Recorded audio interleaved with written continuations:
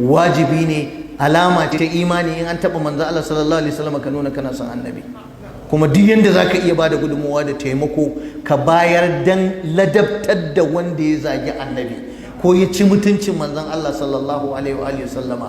Kuma wannan yakin wallahi muna shaidawa duniya ba wanda ya isa ya faɗa da annabi, wallahi ya kai labari. Kuma duk wanda ya zagi annabi ko ya ci mutuncin annabi to ya shaurari masifar da za ta tinkare shi.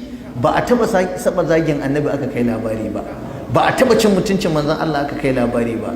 Duniya gaba ɗaya ta shaida da falalarsa da matsayinsa da darajarsa. Kuma a duniyance wannan cin mutuncin yancin ɗan adam ne.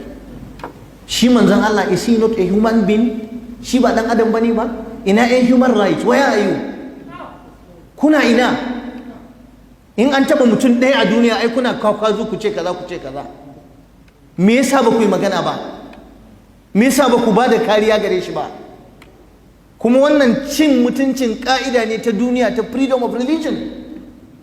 Mutum yana da yancin yin addini. Ba akwai masu bautar itace ba, ba akwai masu bautar dutse ba, ba akwai masu bautar wuta ba, ba akwai masu bautar devil ba, shaidan ba. Suna da yanci. To dan me za a zo ana taba mana abin da muka yarda da shi, muka amintu da shi?